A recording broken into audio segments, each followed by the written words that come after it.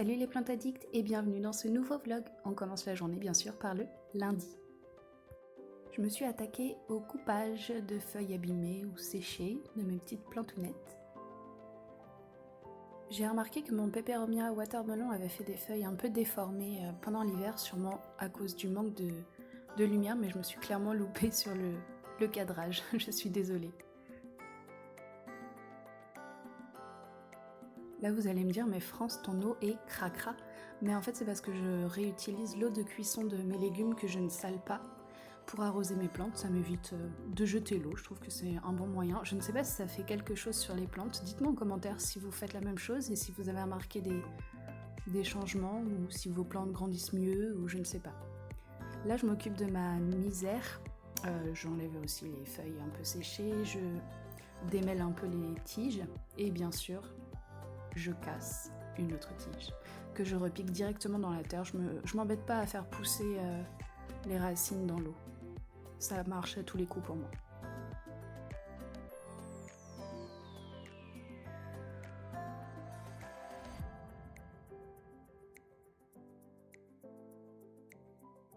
Le mardi, j'ai rien fait avec mes plantes en fait. Du coup, je vous ai filmé un tout petit bout de notre balade avec ma maman et ses 4 chiens, Hera, Hadès, Loki et Scylla. C'est un moment qu'on aime bien partager, on papote, on boit notre petit café, puis on regarde les chiens jouer, ils sont vraiment heureux de pouvoir courir comme ça. Donc voilà, je voulais vous partager ce petit moment.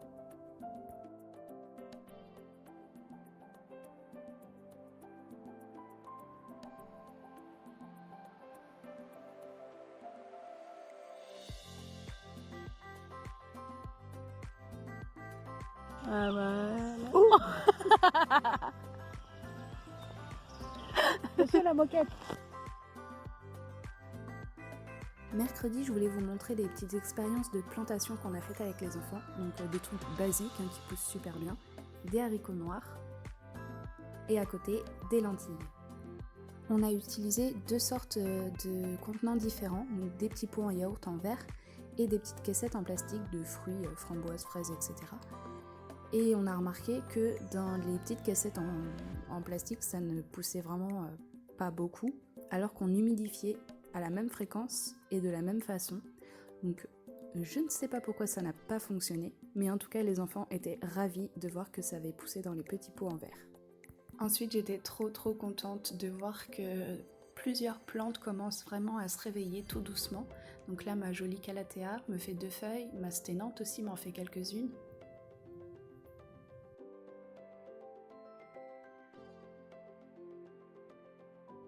Mes petites boutures que j'avais failli tuer de Monstera Cobra se plaisent super bien en sphène. Elles me font plein de petites feuilles, trop mignonnes. Ici, je voulais vous montrer la dernière feuille de mon Philodendron squamiferum, qui est vraiment magnifique. Et là, mon Aglaonema crête qui commence à sortir des nouvelles feuilles. Là, il y a quelques feuilles qui jaunissent, mais au pied, c'est normal. Ensuite, là, je vous montre ma bouture, qui n'est plus une bouture du coup, de Maranta kerchoveana variegata. Je vérifie les racines et là, je me dis, waouh, il faut quand même que je rempote.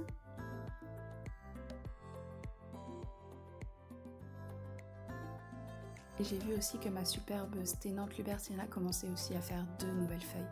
Donc trop contente. Et je voulais aussi vous présenter mon dernier petit trésor, le Xanthosoma lindeni, que mon amoureux m'a offert. En fin de journée, avec ma petite Jadounette, on a fait des yaourts. Donc la recette toute basique de yaourt à la vanille, donc avec du lait entier. Moi j'utilise des ferments et un peu de sucre de coco et un peu d'arôme vanille. Voilà. Donc ça c'est vraiment un succès garanti auprès de mes petits monstres.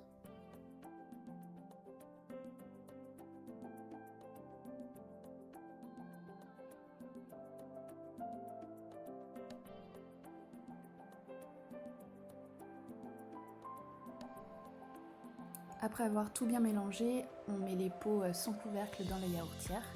Et puis ensuite, voilà, on va fermer le couvercle de la yaourtière et laisser pendant une dizaine d'heures, donc toute la nuit finalement. Et le lendemain matin, je mettrai ça au frigo pendant quelques heures et après, place à la dégustation.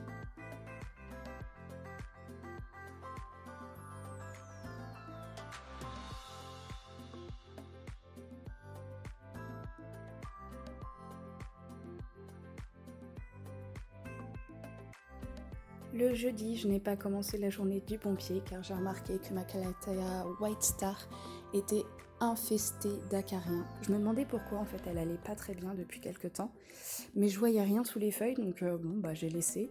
Et là, c'était n'importe quoi sous les feuilles, des millions de petits points avec des filaments, bref, j'étais vraiment dégoûtée, donc j'ai décidé de tout couper.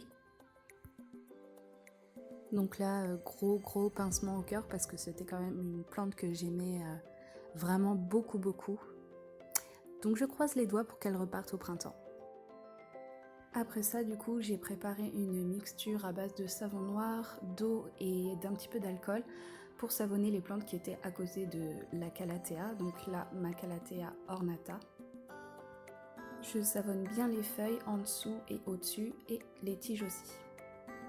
Je fais la même chose aussi pour mon philodendron Astatum Silversword.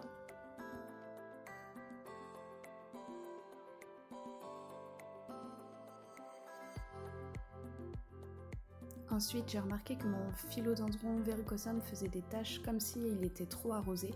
Quand je l'ai acheté, déjà le terreau était bien détrempé et donc du coup je l'ai laissé vraiment sécher et par prévention, je l'ai savonné également en croisant très fort les doigts, qu'il ne soit pas attaqué celui-ci parce qu'apparemment il est super fragile. Une piqûre et il meurt.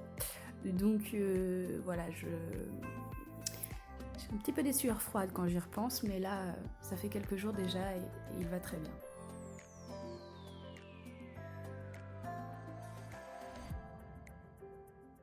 Et le vendredi, je me suis enfin occupée du bégonia que j'avais acheté chez Chef Langoustin. Alors c'est sûrement de ma faute, j'ai remarqué qu'en fait en le dépotant, les racines étaient pourries. Elles avaient presque fondu en fait et il y avait même un tronc que je vous montre qui était pourri. Donc je les ai mises en eau et je me suis occupée aussi d'une toute petite plantounette, c'est un bégonia aussi que Chef Langoustin avait glissé dans ma commande. Donc je le rempote dans un petit peu de vermiculite, un petit peu de perlite et un petit peu de terreau pour plantes vertes. Donc je fais 25 vermiculites, 25 perlites et 50% de terreau.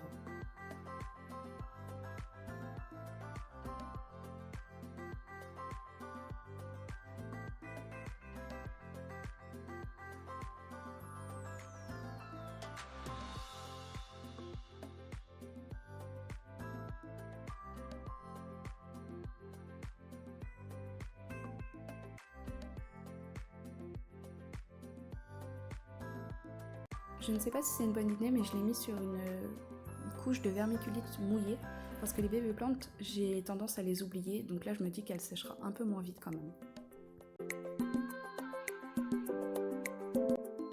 Salut tout le monde, là c'était un petit vlog vraiment. En même temps je crois qu'en hiver on s'occupe beaucoup moins des plantes, donc les vlogs c'est vrai que c'est pas très rempli on va dire.